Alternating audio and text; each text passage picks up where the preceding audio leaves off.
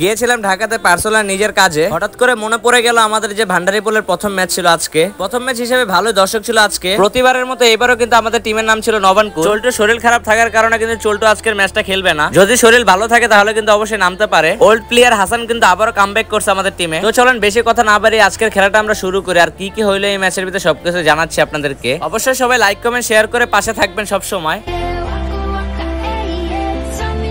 আসসালামু আলাইকুম এভরিওয়ান, কি অবস্থা, কেমন আছেন সবাই? আশা করি সবাই ভালো আছেন। নতুন একটা ব্লগ নিয়ে চলে এসে পড়লাম আবারও। কিন্তু আমরা আসছিলাম ঢাকা একটা পার্সোনাল নিজের কাজে। এর ভিতরে জানতে পারলাম যে আজকে নাকি আমাদের ফুটবল ম্যাচ। ফুটবল খেলা সেহেতু কিন্তু সব কাজ ফেলিয়ে রেখে এখন কিন্তু ফুটবল খেলা দিতে চলে যাচ্ছি। অনেকদিন পর কিন্তু ডিগবারে খেলা শুরু হয়ে গেছে, আবারও কিন্তু কামব্যাক করছে আপনাদের দোয়াতে। আপাতত ডিগবারের খেলা কম থাকার কারণে আমি কিন্তু খেলতে নামতে পারছিলাম না। ইনশাআল্লাহ এবার কিন্তু আমরা ব্যাক টু ব্যাক ভিডিও নিয়ে চলে এসে পড়বো। থ্যাংক ইউ সো মাচ আপনারা যেন 24,000 ফলোয়ার করে দেওয়ার জন্য আমাদেরকে। ইনশাআল্লাহ এভাবে পাশে থাকবেন আমাদের সব সময় আপনারা। আর্জেন্টিনা ফ্যানদের জন্য কিন্তু নিয়ে এসে মেসির টি-শার্ট। মেসির টি-শার্টটা কিন্তু দেখতে এক কথা অসাধারণ, তাই এই অসাধারণ টি-শার্টটা কিন্তু নিতে আপনারা মিস করেন না। এই অসাধারণ টি-শার্টটা কিন্তু পেয়ে যাবেন আমাদের কেবিস ফ্যাশন পেজের ভিতরে। আপনারা যদি এই ভিডিওর মাধ্যমে যান তাহলে কিন্তু পেয়ে যাবেন 10% ডিসকাউন্ট। তাই দেরি না করে আজই চলে যান কেবিস ফ্যাশন পেজের ভিতরে সুন্দর সুন্দর টি-শার্ট ক্রয় করার জন্য। পেজের লিংকটা আমি ইনশাআল্লাহ কমেন্ট বক্সে কমেন্ট করে জানিয়ে দিব। অবশ্যই আপনারা লিংকে ক্লিক করে পুরো পেজটা ঘুরে আসবেন। এখন আমরা চলে এসে পড়ছি সিদ্ধিরগঞ্জের কাছাকাছি। এক কথায় এই লেক পার্কটা অনেক সুন্দর। এখানে আপনারা কিছু দেখতে পান আর না পান, কিন্তু অবশ্যই কাপল দেখতে পারবেন সব সময়। অবশ্যই কিন্তু হাবিব চলে এসে পড়ছে, ওই যে দেখতে পাচ্ছেন আপনারা। খেলার আর আছে মাত্র 2 মিনিট। এই 2 মিনিটের ভিতরে কিন্তু আমাদের মাঠের ভিতরে প্রবেশ করতে হবে। এদিক দিয়ে আমাদের টিমমেট সবাই কিন্তু চলে এসে পড়ছে ওই মাঠের ভিতরে।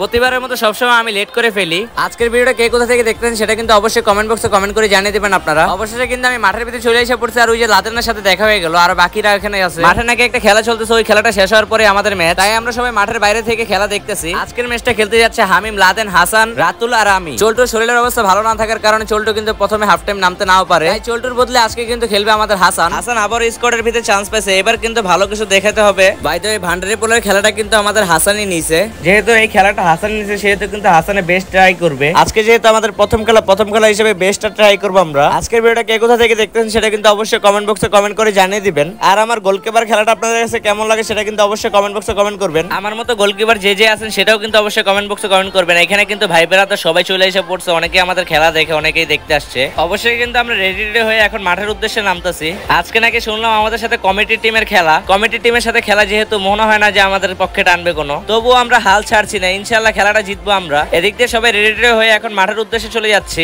আজকে আমাদের যে স্কোয়াডটা আছে ওই স্কোয়াডের ভিতরে কার খেলাটা আপনার পছন্দ হয় সেটা কিন্তু অবশ্যই কমেন্ট বক্সে কমেন্ট করে জানিয়ে দিবেন। প্রতিবারের মতো আজকেও কিন্তু আসিফে ক্যামেরাম্যান সুন্দর করে ক্যামেরা ধরতেছে। অবশেষে আমরা মাঠের ভিতরে নেমে গেলাম। এখন কিন্তু ফটোশুট করতেছি, সাথে প্র্যাকটিস তো আছেই। এদিক দিয়ে কিন্তু খেলা কিন্তু শুরু হয়ে গেছে। আজকে কিন্তু চল্টু নাই, সেহেতু আজকে কিন্তু রাতুলকে দিয়ে খেলাতে হইবে। স্ট্রাইকে খেলতেছে হাসান আর রাতুল, মিডফিল্ডে খেলতেছে আমাদের লাদেন, আর ডিফেন্স খেলতেছে আমাদের হামিম, আর গোলকিপার হিসেবে কিন্তু খেলতেছে আমি। পায়ের বেড়ে কিন্তু সবসময় আমি গোলকিপার দাঁড়াই। চল্টু না থাকার কারণে স্ট্রাইকে কিন্তু আমাদের একটু উইক হয়ে গেছে, কিন্তু প্যারানাই চিল, টাকলা অন ফায়ার আছে আর কালাচান আছে। টিমের ভিতরে সবাই কিন্তু নিজের বেস্টটা দেওয়ার ট্রাই করতেছে। তো চলেন, অনেক বকবক করলাম, এখন কিন্তু আমরা খেলা দেখবো।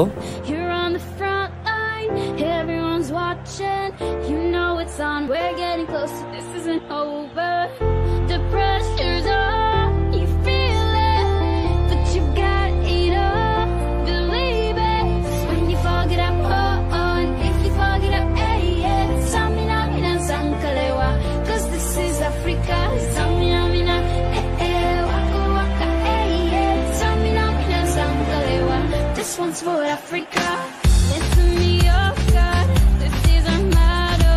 Your time to shine, don't wait in line, vamos por todo. People are raising their expectations. Go on and feed them, this is your moment, no hesitation.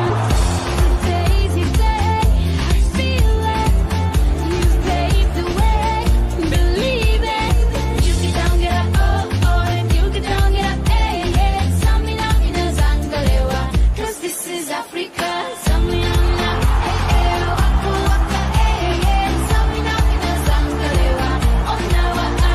খেলার ভিতরে দুই টিমই অনেক ভালো করে খেলতেছিল, সবাই সবার মতো অনেক সুন্দর করে খেলতেছিল, কিন্তু অপর সাইড টিম কিন্তু অনেক সময় ফাউল করতেছিল, যেটা রেফারি দেখেও না দেখার ভান করছিল।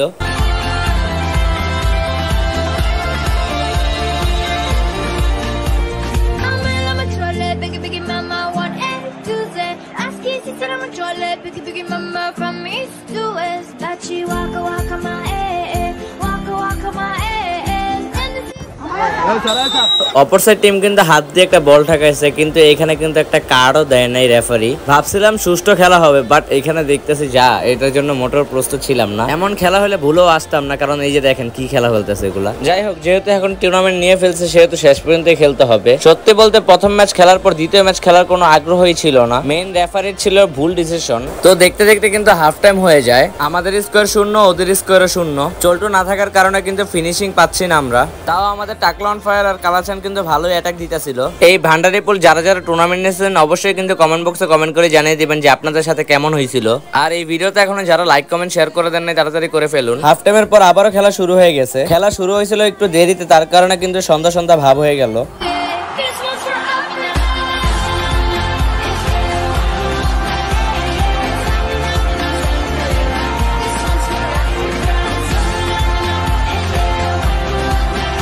এদিক দিয়ে কিন্তু আপনাদের প্রাণ প্রিয় চল্টু নেমে গেল। শরীরের অসুস্থ নিয়েই ও নেমে গেল আজকের মাঠে। নিজের যথেষ্ট পরিমাণ চেষ্টা করবে যে গোল দেওয়ার মতো। পুরো টিমই যথেষ্ট পরিমাণ চেষ্টা করতেছি আমরা গোল দেওয়ার মতো। অনেকগুলো বল বারে লেগে চলে এসে পড়ছে। You're on the front line, everyone's watching. You know it's on, we're getting closer, this isn't over.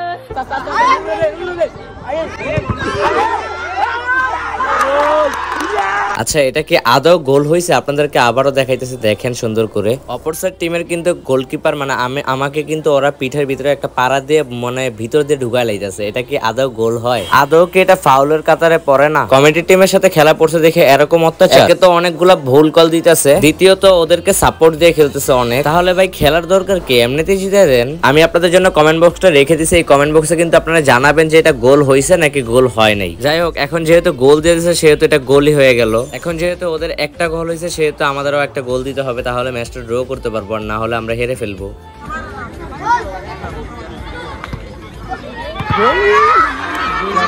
এদিক দিয়ে কিন্তু চল্টু শটে গোলকির পায়ে লেগে আবার হাতের ভিতরে লেগে ফেলে। এই পেনাল্টিটা মেন রেফারি দিতে চায় না, কিন্তু সাইডের যে লাইসম্যান আছে ও পেনাল্টিটা দিয়ে ফেলে। এই সাইড থেকে তেমন দেখা যায় না যে হাতে লাগছে নাকি ক্যামেরার ভিতরে, কিন্তু পাশের লাইসম্যান কিন্তু ঠিকই দেখে ফেলছে। এখন আমাদের পেনাল্টি করতে যাচ্ছে চল্টু, আর চল্টু কিন্তু পেনাল্টির ভিতরে গোল দিয়ে ফেললো। এক্সট্রা টাইম শেষ হওয়ার কারণে কিন্তু খেলাটিও শেষ হয়ে গেল। অবশেষে কিন্তু আজকের ম্যাচটি আমরা ড্র করে ফেললাম। যাই হোক, কেমন লাগছে আজকের খেলাটা আপনাদের কাছে সেটা কিন্তু অবশ্যই কমেন্ট বক্সে কমেন্ট করে জানিয়ে দিবেন। আর এতদিন পর ভিডিও আপলোড দেওয়ার কারণে তার জন্য সরি গাইস। দেখা হচ্ছে নতুন একটা ভিডিওতে, ততক্ষণ পর্যন্ত ভালো থাকবেন, সুস্থ থাকবেন। আল্লাহ হাফেজ।